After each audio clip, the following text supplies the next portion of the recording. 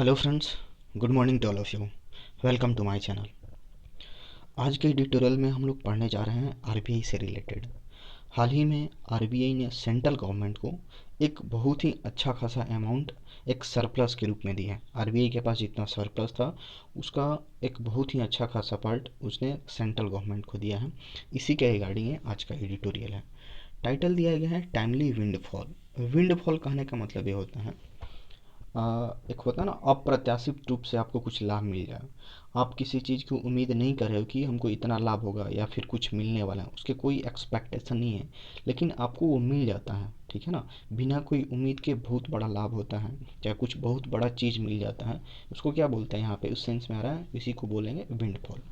Timely मतलब क्या हुआ, एक बिल्कुल सही समय पर ठीक समय पे।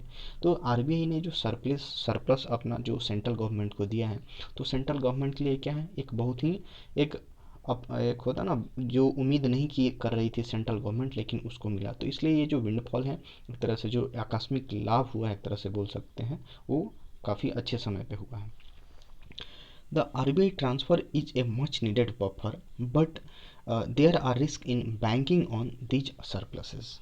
कारण कि ये जो आरबीआई का जो ट्रांसफ़र किया है, आरबीआई ने जो ट्रांसफ़र किया है, ये क्या है, is a much needed buffer. मतलब इसकी बहुत ज़्यादा ज़रूरत थी। बफर मतलब यहाँ पे सेंस आ रहा है, बफर मतलब प्रतिरोधक, रोकने वाला। अभी पेंडेमिक के टाइम में इकोनॉमी बहुत ही बुरे सिचुएशन से गुजर रहा है। तो इस टाइम में, इस सर्कमस्टांसेज में आरबीआई के ये जो अच्छा खासा अमाउंट का जो सरप्लस ट्रांसफ़र किया है, ये सेंट्रल गवर्नमेंट के लिए क्या होगा, एक प्रतिरोधक का काम करेगा। उसको थोड़ा सही ट्रैक पे लाने की कोशिश करेगा, थोड़ा सा गैप देगा ये जो हमारा बहुत ही ख़राब सिचुएशन चल रहा है उसमें। बट देयर आर रिस्क, लेकिन ये बोल रहा है कि ये जो इसमें क्या है, देयर आर रिस्क, इसमें बहुत सारे रिस्क हैं। इन बैंकिंग ऑन, ये बैंक ऑन एक फ्रेजल वर्ब होता है। बैंक ऑन का मतलब होता है किसी चीज़ पर डिपेंड रहना, निर्भर रहना, रिलाई रहना।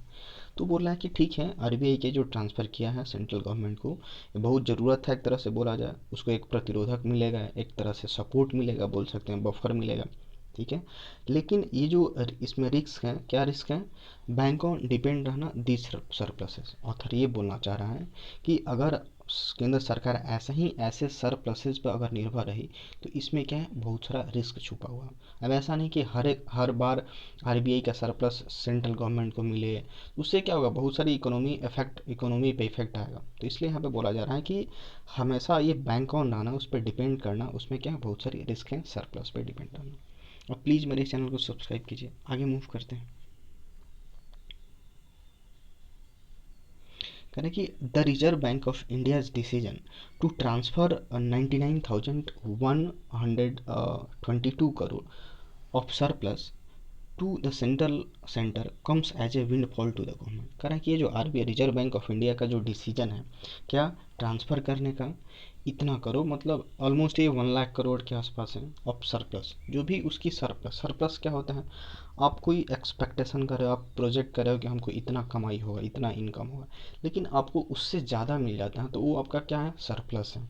ठीक है, तो आरबीआई का जो डिसीजन है ट्रांसफ़र करने का ऑलमोस्ट 1 लाख करोड़ का सरप्लस सेंट्रल गवर्नमेंट को, केंद्र सरकार को, ये क्या है, कम्स एज ए विंडफॉल। तो ये क्या है, एक तरह से एक होता ना बौछार, एक छप्पर फाड़ के कुछ मिल जाना, तो उस तरह का सेंस विंडफॉल है एक तरह से।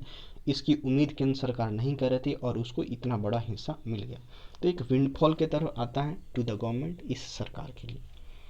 एट अ मोमेंट, इस क्षण पे, वेन मतलब ये जो आया, ये जो विंडफॉल आया, एक तरह से जो सरप्लस आया केंद्र सरकार की ओर, केंद्र सरकार के लिए जो सरप्लस है, कब आया, एट अ मोमेंट, उस टाइम पे, उस वक्त पे, वेन द फेरोसियस, फेरोसियस कहने का मतलब खूंखार बोल सकते हैं, काफ़ी डरावना, second wave of Covid 19 pandemic has likely, ये कब दिया गया, जब हमारा सेकेंड वेव चल रहा है, जो काफ़ी खतरनाक है, काफ़ी डरावना है, सेकेंड कोविड 19 पेंडेमिक का चल रहा है, उस टाइम पे ये हमारा सरप्लस केंद्र सरकार को दिया गया। हैज़ लाइकली अपेंडेंट कहने का मतलब होता है किसी चीज़ को पलट के रख देना, पूरी तरह से उल्टा कर देना। Most projections for the economy including revenue assumptions, ये कहने का मतलब कि हम जो भी हमारा जो सरकार थी, जितना वो प्रोजेक्ट कर रही थी, जितना वो अनुमान लगा रही थी कि इकोनॉमी के लिए कि हाँ इतना बजट आ सकता है, चाहे रेवेन्यू को लेकर के उसका जो एजम्पशन था कि मतलब इस डिपार्टमेंट से इतना इतना पैसा आ सकता है, इतना रिवेन्यू कलेक्ट हो सकता है, ये सारी चीज़ों को क्या कर दिया, ये जो सेकेंड वेव का जो पेंडेमिक था पूरी तरह से क्या कर दिया, पलट के रख दिया, पूरी तरह से बिगाड़ दिया।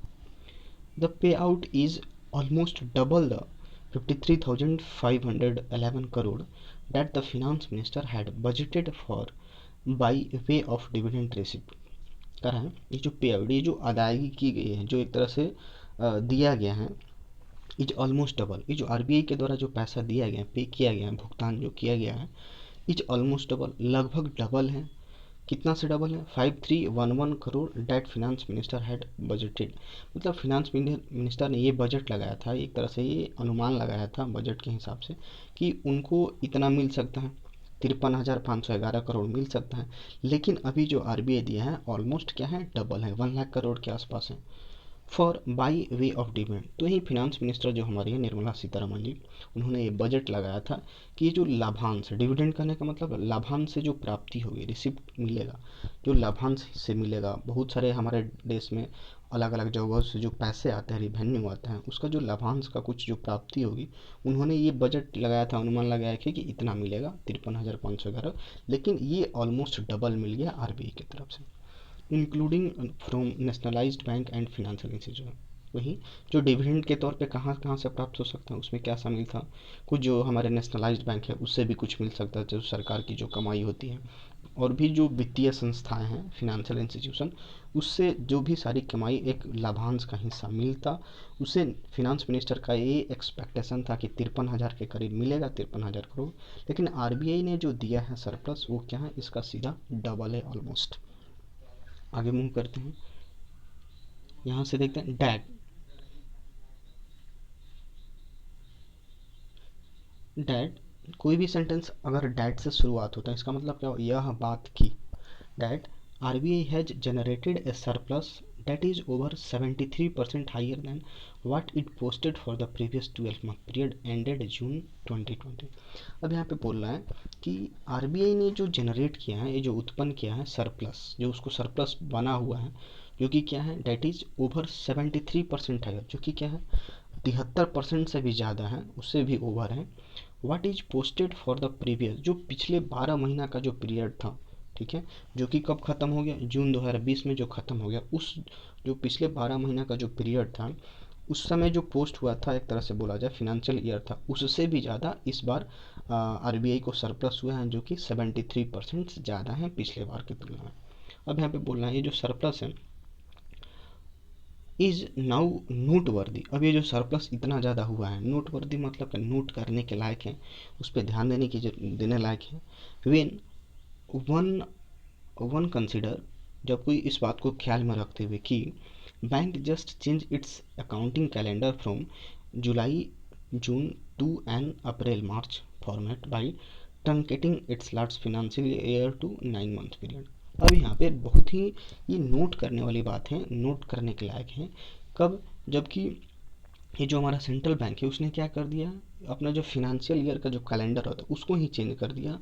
पहले क्या होता था, जुलाई से जून होता था, लेकिन इसको चेंज करके, कैलेंडर चेंज करके अप्रैल से मार्च कर दिया, ठीक है ना। फॉर्मेट इस फॉर्मेट में ला दिया बाई ट्रंकेटिंग। ट्रंकेट कहने का मतलब होता है काट छाट करना, एक तरह से कम करना, ठीक है। In last financial year to 9th month period. अब इसको पूरी तरह से काट छाट करके ये जो पीरियड था, एक कैलेंडर बोल सकते हैं, 9 महीने का हो गया, 9 मंथ पीरियड होता है। इसके बावजूद भी इतना इसको सरप्लस मिला, 73% हायर हुआ लास्ट ईयर के कंपेरिजन में। तो ये बहुत ही ध्यान देने वाली बात है कि आखिर ये सरप्लस आया कहाँ से।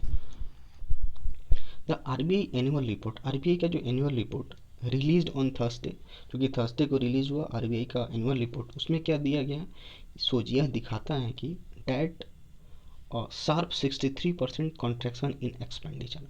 कॉन्ट्रैक्शन करने का मतलब क्या होता है, संकुचन, कमी, एक तरह से बोल सकते हैं।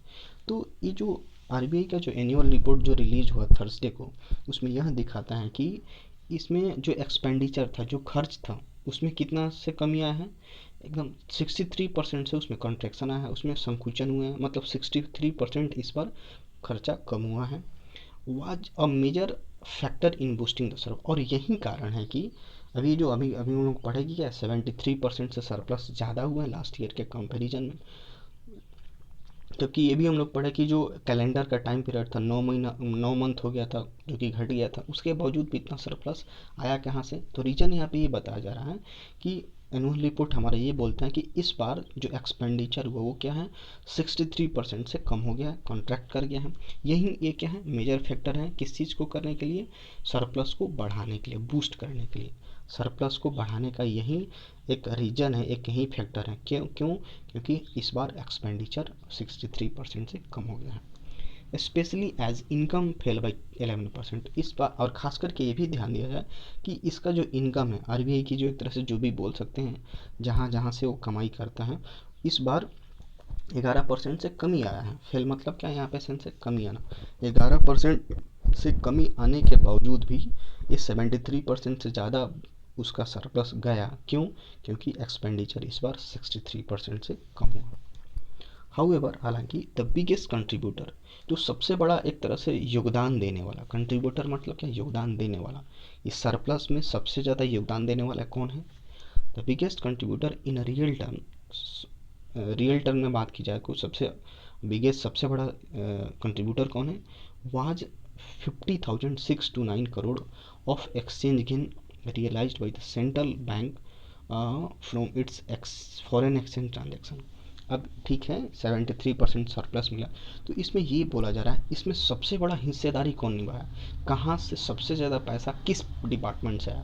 तो यही बोला जा रहा है कहाँ से आया इतना रुपया, ये एक्सचेंज गेन से आया, जो कि कहाँ, फॉरेन एक्सचेंज होता है ना हमारा, डॉलर रुपया में, डॉलर को रुपया में कन्वर्ट, रुपया को डॉलर में कन्वर्ट, चाहे और भी जितने सारे कंट्रीज हैं जहाँ से फॉरेन एक्सचेंज होता है, हमारे करेंसी का इंटरचेंज होता है, उस दरमियान हमारे सरकार को क्या कमाई होती है। तो यहाँ से सबसे ज़्यादा पैसा हमारे आरबीआई को मिला, जो कि 50,000 करोड़ के आसपास है।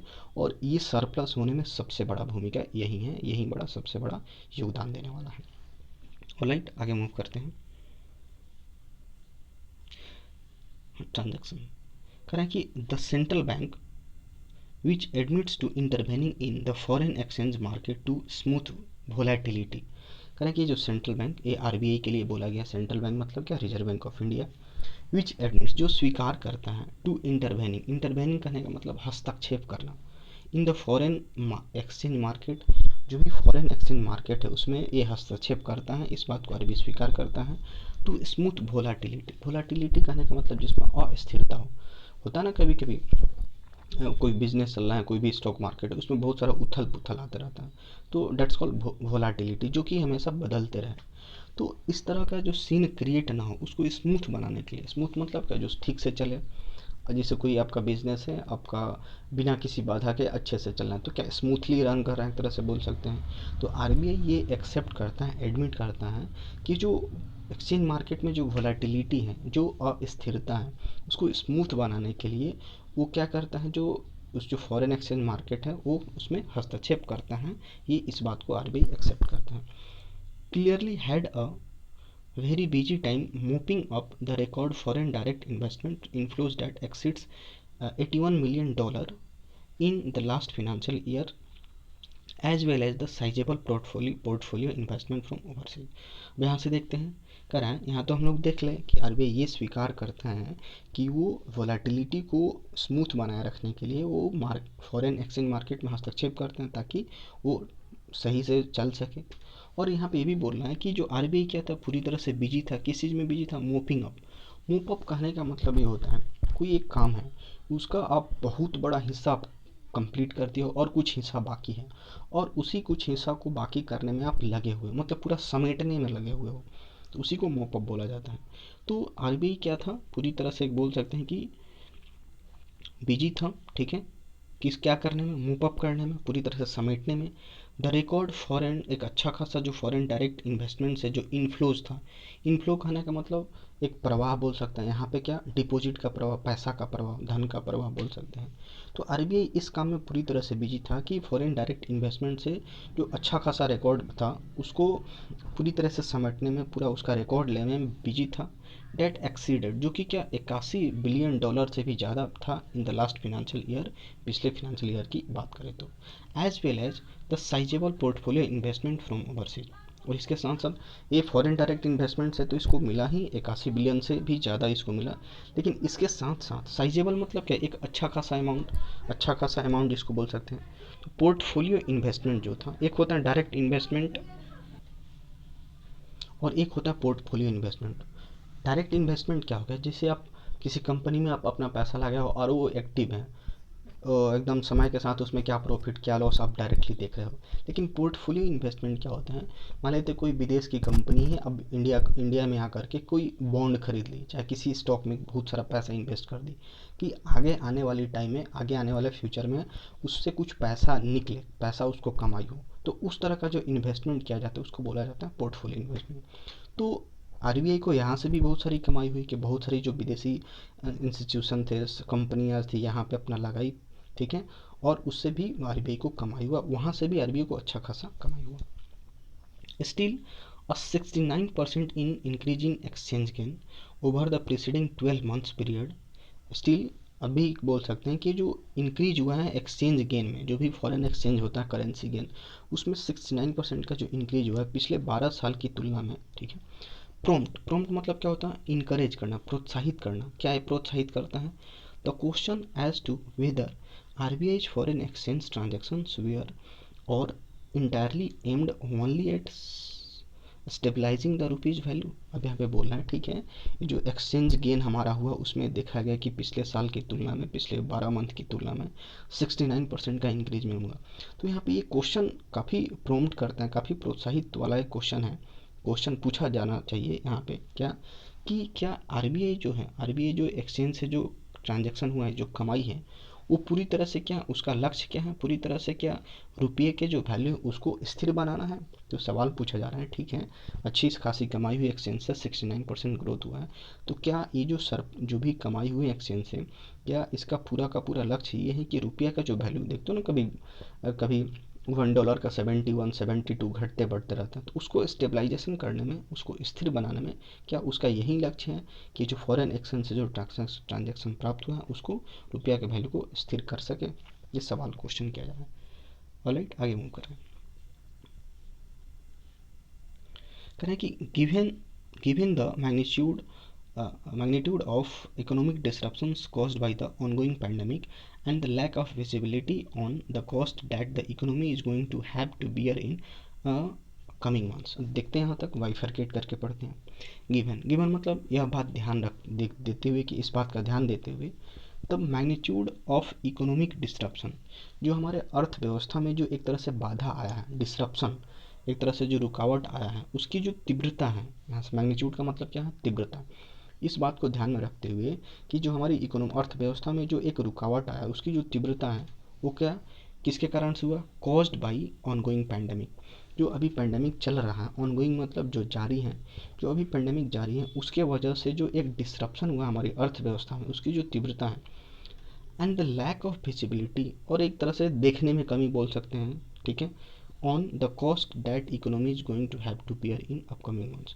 और ये बात कि आगे आने वाले टाइम में, आगे आने वाले महीनों में, बियर मतलब क्या, झेलना, ठीक है, कि आगे आने वाले टाइम में हमारी जो अर्थव्यवस्था है कितना झेल सकते हैं, कितना एक तरह से किस बुरे वक्त का सामना कर सकती है, इस बात को देखने में विजिबिलिटी में कमी रह गई, ठीक है।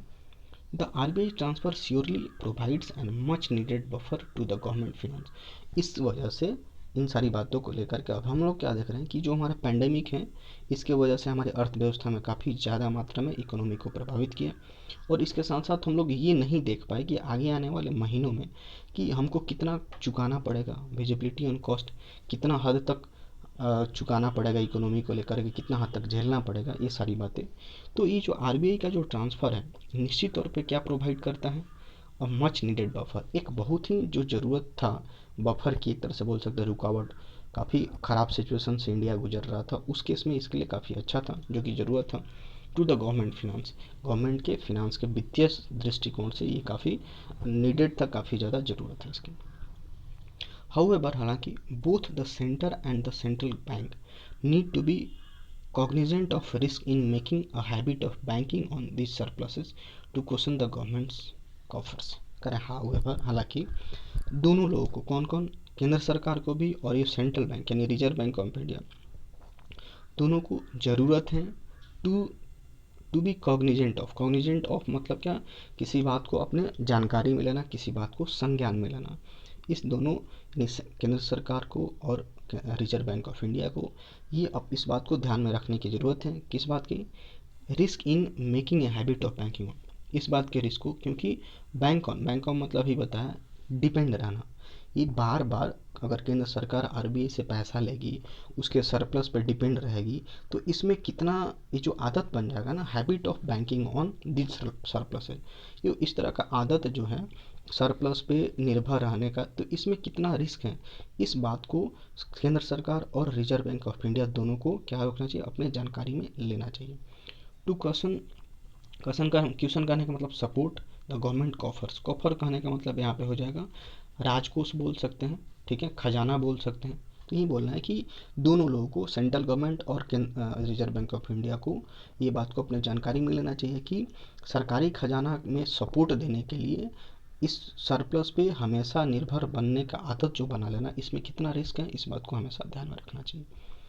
आफ्टर ऑल, अंततः बोल सकते हैं, जस्ट 2 ईयर्स अगो, 2 साल पहले की बात करें तो RBI had transferred a record 1.76 lakh crore to exchequer. अभी पिछले साल हम लोग पढ़े भी थे एडिटोरियल्स वगैरह में बहुत दिन पहले कि आरबीआई ने क्या ट्रांसफ़र किया था, 1.7 लिखा, एक बहुत बड़ा अमाउंट, ठीक है ना, एक एक्सचेकर मतलब राजकोष जिसको बोलते हैं, जो उसमें भारत का जो राजकोष है उसमें ये ट्रांसफ़र किया था। ठीक है, आगे मूव करते हैं। While the Reserve Bank has ensured that it maintains contingency reserve at exactly 5.5% of the overall size of its balance sheet, करें कि वाइल, जबकि reserve Bank of India has insured, यह इस बात का सुनिश्चित करता है, क्या है कि इट मेंटेन्स, ये अपना एकदम मेंटेन करता है कॉन्टीजेंसी रिजर्व। कॉन्टीजेंसी कहने का मतलब, मान लेते हैं कोई आपदा आ गया, कोई फिनेंशियल क्राइसिस आ गया, ठीक है ना, वित्तीय आपदा आ गया, तो उस केस में उस सिचुएशन से लड़ने के लिए, उस सिचुएशन से बचने के लिए आरबीआई हमेशा अपने पास एक स्टॉक रखता है, बहुत बड़ा हिस्सा एक जमा के रखता है। तो वहीं लिखा हुआ है कि RBI Reserve Bank of India ensure that the maintains contingency reserve, जो भी एक कंटीजेंसी आपदा के टाइम जो रिजर्व करके रखता है वो कितना रख है अभी 5.5% of the overall size of its balance sheet. जो भी बैलेंस शीट मतलब क्या, पूरा लेखा जोखा, पूरा कहाँ से कितना लेन देन हुआ, बहुत सारी बात, उसको बैलेंस शीट बोला जाता है।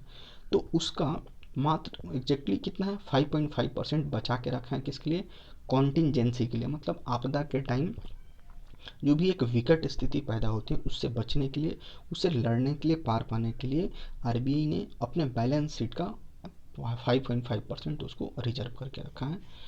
The level of its reserve provides little wiggle room to safeguard against a sudden, unexpected financial crisis and is at a lower end of 5.5% to 6.5% band recommended by Bimal Jalan Committee।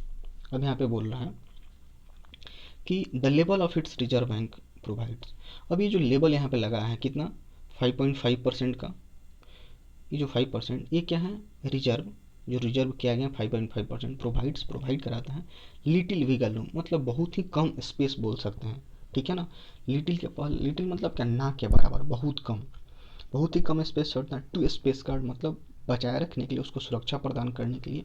Against a sudden, मान लेते हैं कि कभी अचानक से या कोई unexpected जिसकी उम्मीद नहीं की गई हो, वैसा कोई फाइनेंशियल क्राइसिस आ जाए, ठीक है, तो उस केस में ये क्या है, इतना 5.5%, ये काफ़ी कम अपॉर्चुनिटी है, ये काफ़ी हमारे लिए कम हिस्सा है, ठीक है। And is at the lower end of the 5.5% to इतना बैंड। अब देखो यहाँ पे क्या है, एक रेंज दिया है 5.5% से 6.5, अब इसके बीच में रहता है, यानी डेट मीन्स 5.5 से ज़्यादा रहता है तब कुछ ज़्यादा बेहतर से सिचुएशन में रह सकता था। अभी आरबीआई ने आपदा वगैरह के लिए बचा के कितना रखा है, 5.5% है। तो ये बोला जा रहा है ये इतना अच्छा, उतना बड़ा स्पेस भी क्रिएट नहीं करता है, उतना अच्छा अमाउंट भी नहीं है, इसके वजह से मान लेते हैं कभी अनएक्सपेक्टेड फिनेंशियल क्राइसिस, अचानक से कोई आपदा आ जाए, तो उस केस में ये अच्छा नहीं है, उतना हैंडल नहीं कर पाएगा। तो ये बोला है, ये क्या है, लोअर एंड पे है, ये जो हमारा बैंड है, जो रेंज है, इसकी लोअर एंड पे है, recommended by Bimal Jalan committee, जो हमारी बिमल जालान की कमेटी है उसके द्वारा जो एक रेंज प्रोवाइड कराया गया उसमें आरबीआई भी लोअर एंड पे है। With the government facing the likelihood of overshooting its budget borrowing, given the higher spending needed to bolster vaccination, healthcare, and direct fiscal support, the RBI's balance sheet could swell in size this year too. अब यहाँ पे बोला जा रहा है कि with government facing likelihood मतलब संभावना ये है of over shooting. Over shoot कहने का मतलब क्या? शूट कहने का मतलब आप कहीं एक ठीक निशाने पे कोई अपना निशाना लगा रहे हो। ओवर शूट मतलब क्या? सही निशाने पर नहीं लगाना। यहाँ पे सेंस आ रहा है लिमिट को क्रॉस करना, ठीक है। इट्स बजटेड बोरोइंग मतलब सेंट्रल गवर्नमेंट ये बजट लगाया था कि इतना इतना बोरो करेगा, इतना उससे उधार लेगा, लेकिन ये जो उधार लेने का जो एक एक टर्म बोल सकते हैं, ये क्या हो, काफ़ी लिमिट को क्रॉस कर रहा है, ठीक है। तो इससे फेस कर रहा है कि बोरो से ज़्यादा ले रहा है, लिमिट क्रॉस कर रहा है। Given the higher spending needed to bolster vaccination, और इस बात को लेकर के क्या इसमें बहुत ज़्यादा खर्च हो रहा है जिसकी ज़रूरत है। क्या बोल्स्टर मतलब सपोर्ट करने के लिए वैक्सीनेशन जो हमारा प्रोग्राम चल रहा है उसमें ज़्यादा खर्च हो रहा है, हेल्थ केयर पर ज़्यादा खर्च हो रहा है, और डायरेक्ट फिजिकल सपोर्ट बहुत सारे हमारी स्कीम चल रही है गरीबों को पैसा देने के लिए, ठीक है। तो फिजिकल सपोर्ट, ठीक है, उस केस में काफ़ी ज़्यादा स्पेंडिंग हो रहा है, जिसके वजह से ये जो ओवर शूटिंग हो रहा है, एक लिमिट क्रॉस कर रहा है उधार लेने का, तो यही चल रहा है। तो आरबीआई बैलेंस शीट अब इसी की वजह से क्या होगा, इन सारी चीज़ों पे, हेल्थ सिस्टम पे, वैक्सीनेशन पे, डायरेक्ट फिजिकल सपोर्ट पे बहुत सारा खर्च हो रहा है, जिसकी वजह से जितना एक्सपेक्टेशन था कि हाँ सरकार को इतना उधार लेंगे, उससे ज़्यादा उधार लेंगे, ओवर शूट हो रहा है, ठीक है। और इसी के चलते आरबीआई का जो बैलेंस शीट होगा वो क्या हो सकता है, स्वेल मतलब यहाँ पे बढ़ना के सेंस में आ रहा है कि बढ़ सकता है in size this year to, यानी इस साल भी आरबीआई के जो बैलेंस शीट है वो काफ़ी ज़्यादा बढ़ सकता है, क्योंकि हमारी जो भारत सरकार है एक जितना वो उम्मीद लगाई थी कि इतना उधार लेंगे उससे काफ़ी ज़्यादा उधार लिए हुए, क्योंकि हेल्थ सेक्टर वैक्सीनेशन को लेकर इसको खर्च करना पड़ रहा है। आगे देखते हैं।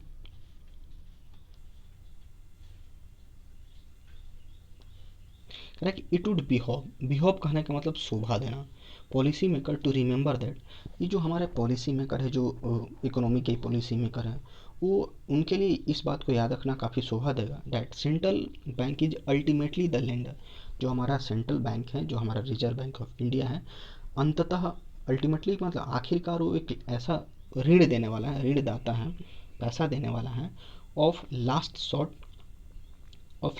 Resort to the nation. Resort मतलब क्या, सहारा, यानी जो हमारे पॉलिसी मेकर है उनको इस बात का ध्यान रखना चाहिए, इस बात को याद रखना चाहिए, और उनके लिए शोभा भी देगा कि जो रिजर्व बैंक है हमारा आखिरकार में होता ना बहुत विपत्ति के समय में जो हेल्प करने वाला हो, तो अंतिम तौर पे ये क्या है, लेंडर है, पैसा देने वाला है, of last resort to the nation, resort to मतलब सहारा देने के लिए हमारे राष्ट्र को, एज ए होल पूरी तरह से, एंड कैन इल एफर्ड मतलब जो बर्दाश्त ना कर सके, ठीक है, जो सह ना पाए, to be less than adequately funded. अब जितना एडेक्वेटली मतलब क्या, जितना ज़रूरत हो, जितना आरबीआई को फंड की ज़रूरत हो, अगर उससे कम होता है उसके पास फंड, तो क्या इल अफोर्ड नहीं कर पाएगा, बर्दाश्त नहीं कर पाएगा। To meet every one conceivable contingency, conceivable मतलब क्या, कल्पनीय बोल सकते हैं। मान लेते हैं कि फ्यूचर में कोई आपदा आ जाए, कोई फिनेंशियल क्राइसिस आ जाए, ठीक है ना, कंटीजेंसी मतलब वही आपदा, फिनेंशियल क्राइसिस कुछ आ जाए, तो उस बात को ध्यान में रखते हुए, उस बात को कल्पना करते हुए कि उसको टैकल कर सके, तो आरबीआई के खजाना में जो भी जितना एक एडेक्वेट अमाउंट रहता है, अगर उससे कम आएगा तो वो क्या करेगा, इल अफोर्ड नहीं कर सकता है। तो इसलिए जो हमारे पॉलिसी मेकर है उनको हमेशा याद रखना चाहिए, और याद रखेंगे तो इस बात की शोभा देगा उनको कि जो सेंट्रल बैंक का काम क्या है, अंततः वो क्या करता है, हमारे राष्ट्र को सपोर्ट करता है इमरजेंसी के टाइम में, चाहे कोई आपदा आ गया, उन सारी परिस्थितियों में आरबीआई ही एक है जो हमें मदद करता है। तो इसलिए इसका जो सरप्लस पे हमारी सेंट्रल गवर्नमेंट का डिपेंड रहने का जो आदत है काफ़ी रिस्की हो सकता है। Alright, that's all for today, thanks for watching this video.